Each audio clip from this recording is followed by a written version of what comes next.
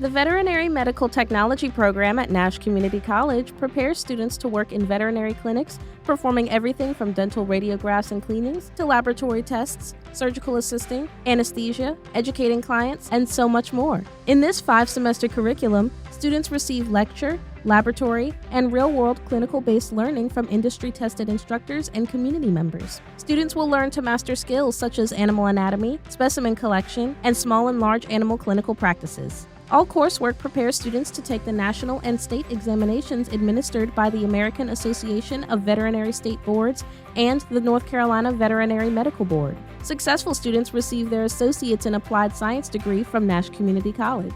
For more information about the Veterinary Technology program, visit nashcc.edu/VMT or call 252-451-8211.